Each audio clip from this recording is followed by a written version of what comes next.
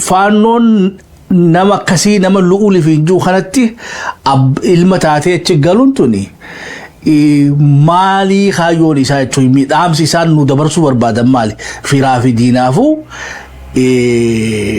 nama lu'uuli fi injuu kana hoogganaa siyaasaa godhuun sirna silaa'uu du'e awwaallee jennee amata 50 ol addunyaarraa gale jennu kana isaa uummataa godhachuun tuni dhaamsa maal dabarfachuu barbaadde faannoon.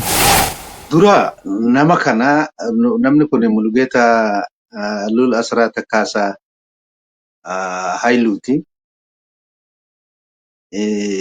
Nama amma godhan kana mee nama kana halaalu dura. Haasaa itti deebina. Namni kun karaa lamaan Royal wanni qaba. Royal background qaba. Karaa tokkooni niitiin Haile Sillaasee Iteegee Manan odoo Haile Sillaaseen heerumin dura gara nama 3 heerumtee turte. San keessaa tokko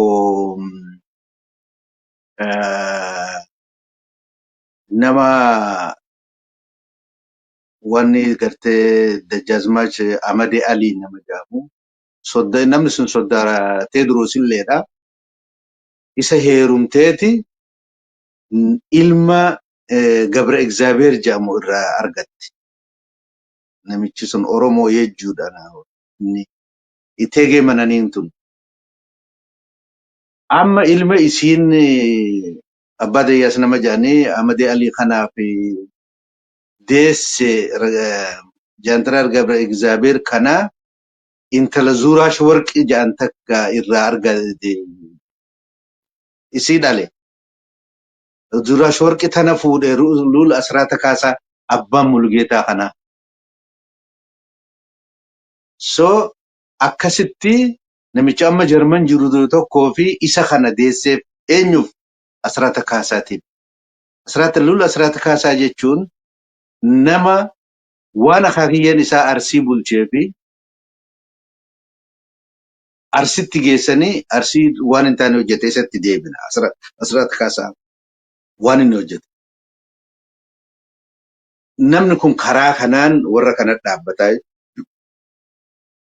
Niitiin Haile Sillaasee Iteegee Manan akkoo namicha amma faannoo irratti idil addunyaa irratti shuuman kanaati. Karaa Zuuraash Warqii Gabra Egzaabeer ilma Iteegee Mananii ka inni ilma warra Yeejjuu sana jechaadha. Karaa biraatiin inni shanyii warra Raas Daargeeti karaa biraatiinis. Raas Daargee jechuun ilma Haile Sillaasee adeera Minilik. Minilik ilma Haile Molokoti. Haile Molokot ka Haile Sillaasee. So obboleessa abbaa Minilik Raas Daargee jechuun. Raas Daargee kanaatu intala isaa Tisimmee Raas Daargee taja'amtu wanta Walda Kiroos nama jedhanii kalaastaadhaa istiif kennee nama Raas Hailuu jedhan deessi jechuudha. Intalti Raas Daargeetu. Raas Hailuu kanaatu Raas Kaasaa kana. Gurbaan kun kan Lul Asraata Kaasaatti beeku. Raas Hailuu kanaatu Raas Kaasaa kana argata. Raas Kaasaan Lul Asraata Kaasaa abbaa isaati. Asraata Kaasaa abbaa gurbaa kanaati. Akkuma Haile Sillaaseen karaa haadhaa Raas Mokonnin li'il tanaanyi warqi Haile Sillaaseetiin nuti warra Rabbi shuume nagada Yihuudaadha. Haile Sillaaseen haadhaa fi abbaanis Oromoodha garuu karaa sanii karaa tanaanyi warqi Haile Sillaasee obboleettii abbaa Minilik jechuudha. Obboleettii Raas Daargee karaa saniin isaanillee warra Rabbi shuumeef hin jaani. Jarri kun ammoo karaa itti Simmee Daargee karaa lamaan Royal Family kana keessaa dhufa namichi kun. Amma eega hagana jenne maal godhe warri kun? Warri Raas Daargee kun maal hojjetan? Raas Hailuun Salaalee kennaniifit biyya Salaalee balleesse. Ilma Raas Kaasaa jedhanii kan waan Itoophiyaa keessatti dalagame cubbuu 167 isaa hojjete. Raas Kaasaan akakiyyoon namicha amma idil addunyaa ta'e kana raas kaasaa waan jaanii siima salaale namni biyyarraa balleessee arsitti akka baqatu baaletti akka baqatu carcaritti akka baqatu booranitti akka baqatu salaale akka biyyarraa bahu namni godhe asraata kaasaa abane raas kaasaa Hayiluuti. Biyya san ofii yaamanii by the way gaafa Iyyaasuun qabame fuudhanii mana isaanii biyya salaalee geessanii mana jireenya mana isaaniitti hidhanii akka fedhan godhaa turan. Mana isaaniitti salaalee Iyyaasuu. Warri kun mootummaa sanii isaantu harkaa qaba. King makers isaan. Nama isaan barbaadantu biyya bulcha. Ortodoksii cheerchiin harka warra kanaati. Isaan warra filamoodha. Nuti numa Haile Sillaasee irraa uticha ana taane. Waan raas kaasaan keessa hin jirre Haile Sillaasee numaa godhuu hin danda'u. Ortodoksii cheerchiin harka isaanii Iyyaasuun dippooz ta'ee Haile Sillaaseen akka achi kaa'amu namni godhe raas kaasaadha. Salaalee namni biyyarraa balleesse raas kaasaadha. Yaala shiffin caammaa aayaa mirin የራስ ካሳ ሀገር እንደነይ ሰላሌ ከጃሜ በር hangas takkatti salaalee fiyyaame warri kun akka dhaalmaa abbaa isaanii akkasitti warra laalaa ture jechuudha. Gaafa Iyyaasuun qabamu warri Ortodoksii Cheerchii irratti dhiibbaa godhe kun waan seenaa anaa miti seenaa akka barreeffamee jira. Ortodoksii Cheerchiitti deemee excommunicate akka ta'u akka inni Ortodoksii Kiristinnaa keessaa bahe jaati kottaa firdii godhaa jedhanii Cheerchii namni murtii goosise namni isa qabsiise namni eega qabamillee salaalee geessee mana hidhaa mana isaanii keessatti akka fedhan ijaarratti tufanii waan fedhan warri Iyyaasuu godhan warra kana. Warra amma idil addunyaa faanoo nu godhan kana. Warri Dajjaazmaach Baalchaa fuudhanii Sidaamorraa fidanii saree itti qalanii umrii isaa guutuu akka inni haga lolli xaayaa lammataa dhufee bilisa isa baasutti akka sareetti ka jiraatu gaafa Iyyaasurraa kaase akka namatti odoo hin taane namni akkas godhe nama lola xaaliyaan duraa ka Aduwaa san irratti gootummaa gartee marfa galabaa jedhanii gartee akkasitti itti sirbaa turan sun saree godhanii akka namni jiraachise raas kaasaadha. Namni gaafa lola sagaleedhaa raas alii nama itti duulchisee eega inni sagalee irratti caphe booda fuudheen shanshalataan akka sareetti magaalaa keessa oofanii itti taphatan namni waan san godhe raas kaasaadha. Cubbuu Itoophiyaa keessatti dalagamte jedhamu cufa namni godheessa. Raas Dargeen akaakayyuun isaanii maal godhan?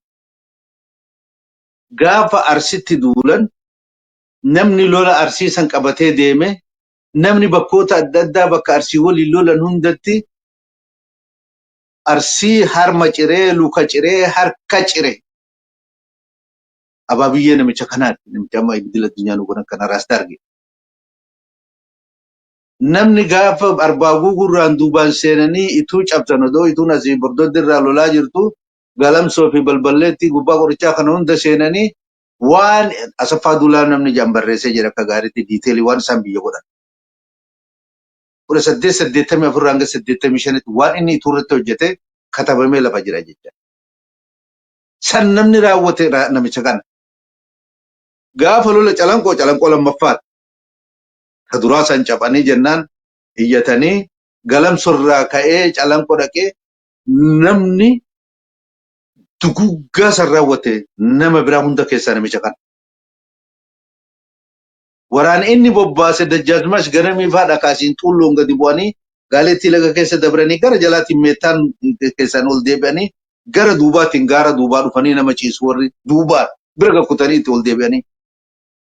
Namni waraanni ummata sana achitti dhaqee cafaa cafe waraana namichi kun hoogganu warra isaati.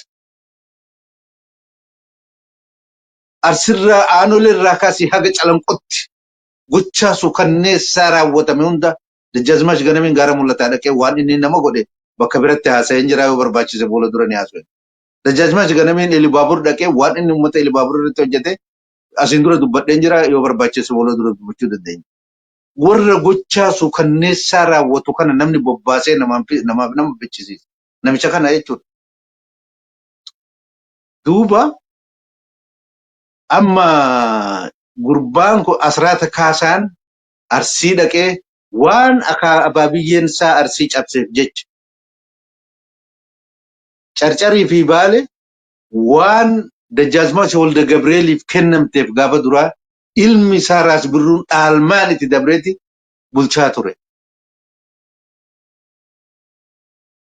Arsii ammoo abbaan du'ee ilmi du'ee akaakayyuun isaanii Luul Asraata Kaasaatti erganii maadaraa mareetti lafa cheerchiidhaa ka cheerchiin irratti nama hojjechiiftu Udaadee jedhanii ka cheerchiin irratti gibira nama kafalchiiftu ka cheerchiin qotee bulaa irraa kaaftee godhtu biildingiin cheerchiin magaalaa Finfinneetti ijaarte kun lafa Arsii irraa ari'anii nama Arsii dalaysiisanii qabeenya achirra argatanii waan kan hunda qotan biildingii kan hunda ijaaran. Namni warra waan kana godhu keessaa Asraata Kaasaadha tokko abbaa isaa booda dhaalmaan itti dabranii Arsii jechaadha.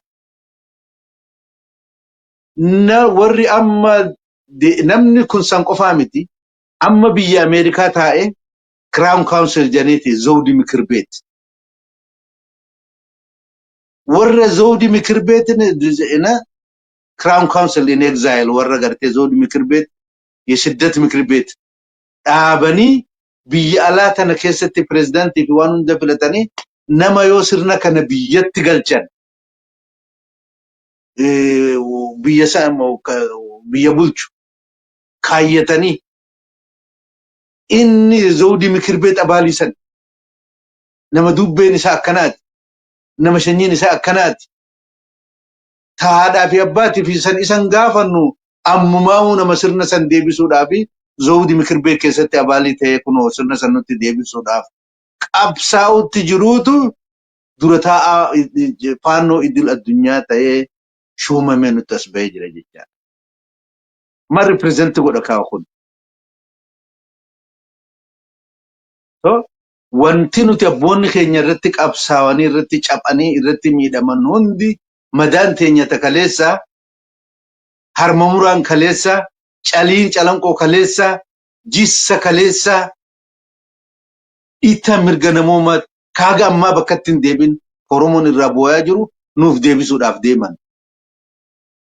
Warra Zawdi Mikir Beetii fuudhee biyyatti yoo injifate nu galchuuf deemu wajji. Beeta mangistii seennee Uummata Oromoo fina jechuun qoosaadha obboleessa kiyyaa.